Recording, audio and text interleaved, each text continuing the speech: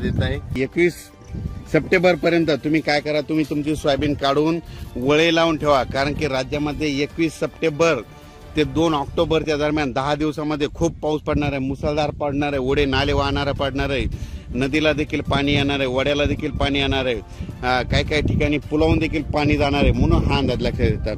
पण राज्यात एकंदरीत परिस्थिती बघायचं झालं तर 21 तारखेला तो पाऊस पूर्व विदर्भाकडे येणार आहे, तिथून लगेच ते पश्चिम विदर्भ, त्याच्यानंतर मराठवाड्याकडे येणार आहे, मराठवाड्याकडून परत तो पाऊस, तुम्हाला एक सांगू इच्छितो की तो पाऊस लगेच पुन्हा इकडं पश्चिम महाराष्ट्राकडे जाणार, त्याच्यानंतर उत्तर महाराष्ट्राकडे जाणार आहे, म्हणून हा अंदाज लक्षात येतात। माझी सर्व शेतकऱ्याला सांगू इच्छितो की राज्यामध्ये आता जवळपास म्हणजे 21 तारखेपासून म्हणजे पाऊस तो पूर्व विदर्भ, त्याच्यानंतर पश्चिम विदर्भ, त्याच्यानंतर मराठवाडा, त्याच्यानंतर पश्चिम महाराष्ट्र, उत्तर महाराष्ट्र, कोकणपट्टी, खानदेश, म्हणजे हे पाऊस जवळपास 2 तारखेपर्यंत सगळीकडे धुमाकूळ घालणार आहे, म्हणून हा अंदाज लक्षात घ्या।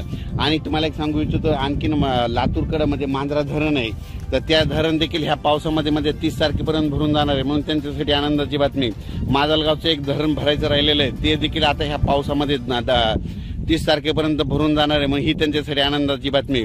येलदरी धरण 79% झालेलं आहे, ते बी 20% ह्या पावसात भरून जाणार आहे, कारण की विदर्भात खूप पाऊस पडणार आहे, म्हणून हा अंदाज लक्षात घ्यायचा।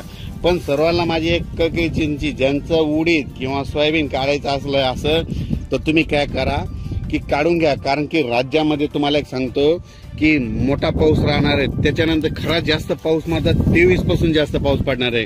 21-22 ला सुरुवात करणार आहे, पण 23, 24, 25, 26, 27 चा पाऊस मात्र मुसळधार पडणार आहे, म्हणून हा अंदाज लक्षात घ्यायचा।